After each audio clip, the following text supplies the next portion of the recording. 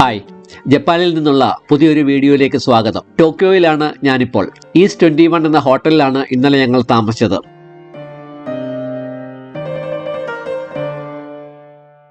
ഇവിടുത്തെ ടെക്നോളജിയുടെ വളർച്ച എവിടെ വരെ എത്തി നിൽക്കുന്നുവെന്ന് നിങ്ങളെ ഞാൻ കാണിച്ചു തരാം. ഇത് കണ്ടിട്ട് ഏതെങ്കിലും വീട്ടുപകരണത്തിന്റെ കൺട്രോൾ പാനൽ ആണെന്ന് വിചാരിച്ചെങ്കിൽ നിങ്ങൾക്ക് തെറ്റി. ഇതൊരു ടോയ്ലറ്റ് ഫ്ലഷ് സിസ്റ്റമാണ്. ടോയ്ലറ്റിൽ ഇരുന്ന് ആവശ്യമുള്ളപ്പോൾ ബട്ടൺ പ്രസ് ചെയ്താൽ മാത്രം മതി. എല്ലാ കാര്യങ്ങളും വൃത്തിയായി ചെയ്തു തരും. ചൂടുള്ള സീറ്റും വെള്ളവും എല്ലാം ഉണ്ട്. ഇവിടെ എല്ലായിടത്തും നമ്മുടെ നാട്ടിലേതുപോലെ ടോയ്ലറ്റുകൾ വിരളമാണ്. പരിചയമായി കഴിഞ്ഞാൽ ഉപയോഗിക്കാൻ വളരെ എളുപ്പവുമാണ്.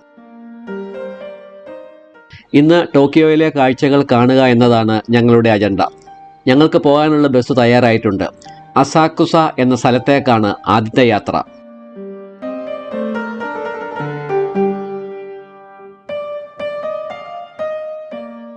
ചരിത്രം, പാരമ്പര്യം, സമകാലീന ആകർഷണങ്ങൾ എന്നിവയുടെ സമന്വയം വാഗ്ദാനം ചെയ്യുന്ന അസക്കുസ തദ്ദേശവാസികൾക്കും വിനോദസഞ്ചാരികൾക്കും ഒരുപോലെ പ്രിയപ്പെട്ട സ്ഥലമാണ്. ജാപ്പനീസ് സംസ്കാരത്തിൽ മുഴുകാനും പഴയ ടോക്കിയോയുടെ അതുല്യമായ ഭംഗി ആസ്വദിക്കാനുമുള്ള മികച്ച സ്ഥലമാണിത്. 20-ാം നൂറ്റാണ്ടിന്റെ ഭൂരിഭാഗവും ടോക്കിയോയിലെ ഒരു പ്രധാന വിനോദ മേഖലയായിരുന്നു അസക്കുസ.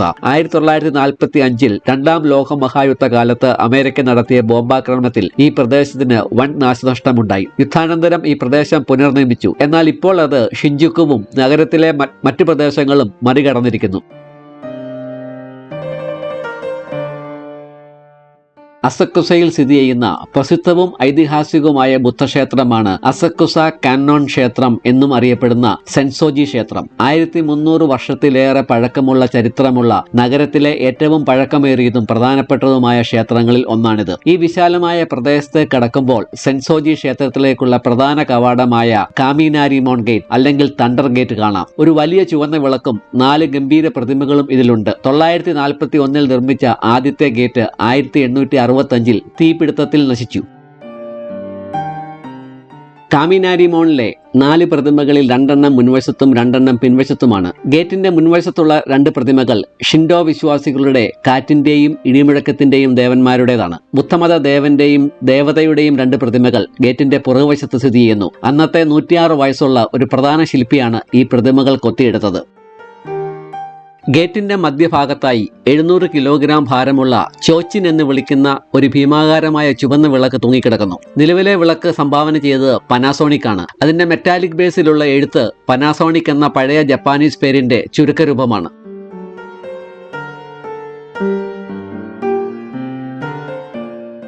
ഈ ഗേറ്റ് സെൻസോജി ക്ഷേത്രത്തിലേക്ക് നീളുന്ന തിരക്കേറിയ നാക്കാമിസെ സ്ട്രീറ്റ് എന്നറിയപ്പെടുന്ന ഒരു തെരുവിലേക്കാണ് നയിക്കുന്നത്. പരമ്പരാഗത സാധനങ്ങൾ, സുവനീറുകൾ, ലഘുഭക്ഷണങ്ങൾ, തെരുവ് ഭക്ഷണങ്ങൾ എന്നിവ വിൽക്കുന്ന നിരവധി കടകളാൽ ഇത് നിറഞ്ഞിരിക്കുന്നു. പഴയ ടോക്കിയോയുടെ പരമ്പരാഗത അന്തരീക്ഷം അനുഭവിക്കാൻ പറ്റിയ സ്ഥലമാണിത്. ഫ്രൈ ചെയ്ത മധുരക്കിഴങ്ങ്, ഗ്രിൽ ചെയ്ത മത്സ്യം കൊണ്ടുള്ള കേക്ക് എന്നിവയാണ് ഇവിടുത്തെ ഏറ്റവും പ്രശസ്തമായ ട്രീറ്റുകൾ. ഇതിന്റെ ചുറ്റുമായി പരമ്പരാഗത വിഭവങ്ങൾ അവതരിപ്പിക്കുന്ന നിരവധി കടകളും ഭക്ഷണ സ്ഥലങ്ങളും ഉണ്ട്.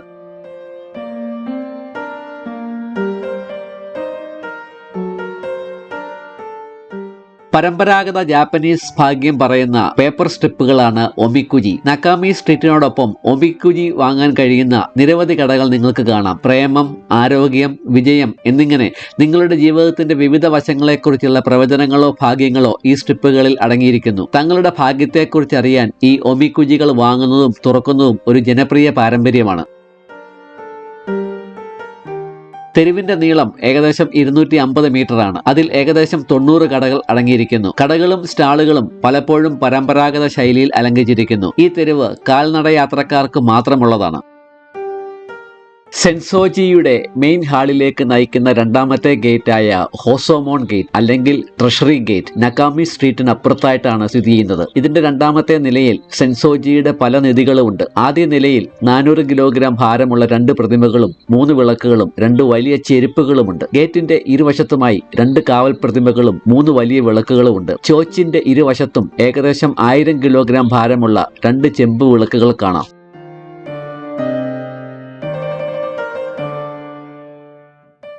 ട്രഷറി ഗേറ്റിനടുത്തായി ഗംഭീരമായ 5 നിലകളുള്ള പഗോഡ നിൽക്കുന്നു. ജപ്പാനിൽ 5 നിലകളുള്ള പഗോഡ സാധാരണമാണ്. ഇതിന്റെ ഓരോ നിലയും ഭൂമി, വെള്ളം, തീ, കാറ്റ്, ആകാശം എന്നിങ്ങനെയുള്ള പഞ്ചഭൂതങ്ങളിൽ ഒന്നിനെ പ്രതിനിധീകരിക്കുന്നു. ഇത് ഫോട്ടോഗ്രാഫർമാർക്ക് ഗംഭീരമായ പശ്ചാത്തലമാണ് നൽകുന്നത്.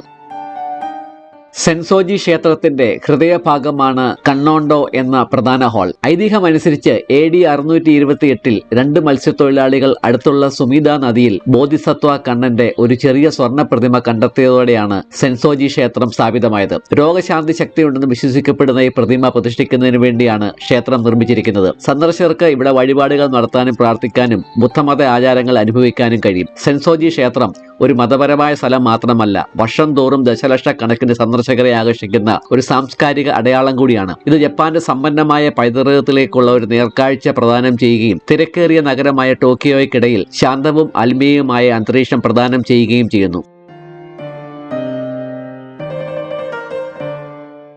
ഇവിടെയും ഒമിക്കോജിയുടെ ഭക്തിപരമായ പതിപ്പുകൾ കാണാം. പലരും അവരുടെ ഭാഗ്യം നോക്കുന്നുണ്ട്. ഞാനും എന്റെ ആകാംക്ഷയിൽ ഒരു ഭാഗ്യപരീക്ഷണം നടത്തി. ജീവിതത്തിലെ പ്രയാസങ്ങൾ കാരണം ദുഃഖിക്കേണ്ടി വരുമെന്നും കാത്തിരിക്കുന്ന ആൾ താമസിച്ചേ വരുവുള്ളൂ എന്നും ആഗ്രഹങ്ങളെല്ലാം ഒടുവിൽ സാധിക്കുമെന്നും ഒക്കെയാണ് എന്റെ വിധി. നല്ല ഭാഗ്യം ലഭിക്കാനായി വീണ്ടും വീണ്ടും പരീക്ഷിക്കുന്ന ബിരുദന്മാരെയും ഞാനിവിടെ കണ്ടു. വിശ്വാസം എന്ന പ്രതിഭാസത്തിന്റെ മായാജാലങ്ങളാണ് ഇതൊക്കെ.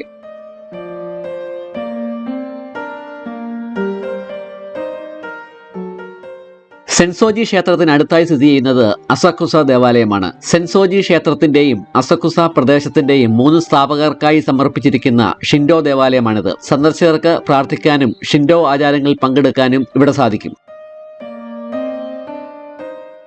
ഷിൻഡോ ജപ്പാനിലെ ഒരു തദ്ദേശീയ മതമാണ്.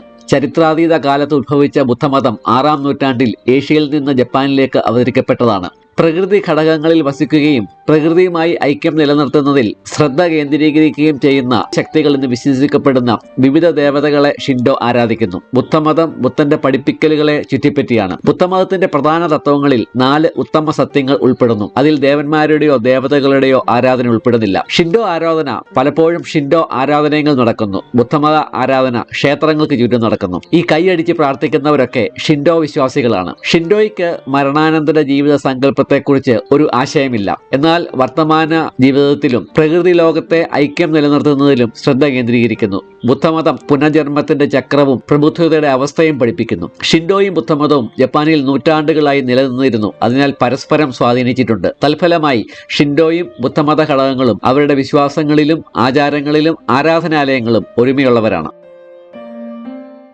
ജപ്പാൻകാരുടെ ക്ഷമാശീലത്തിന്റെ ഒരു ഉദാഹരണമാണിത്. എത്ര തിരക്കുണ്ടെങ്കിലും മറ്റുള്ളവരുടെ സമയത്തിനും അവർ വില നൽകുന്നു. എത്ര നേരം വേണമെങ്കിലും അവരുടെ ഊഴം വരുന്നവരെ അവർ ക്യൂവിൽ നിൽക്കും. നമ്മളാണെങ്കിലോ?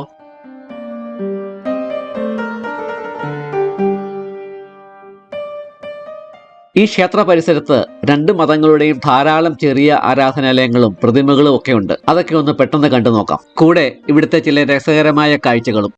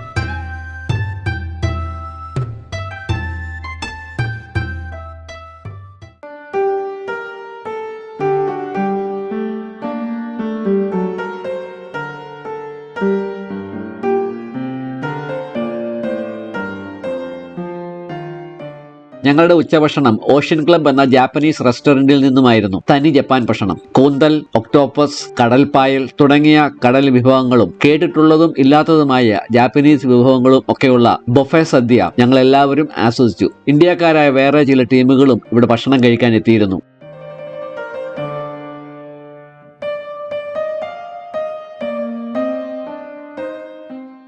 ഇനിയും 2-3 സ്ഥലങ്ങൾ ടോക്കിയോയിൽ ഇന്ന് സന്ദർശിക്കാനുണ്ട്. കാത്തിരിക്കുക അടുത്ത വീഡിയോയ്ക്കായി.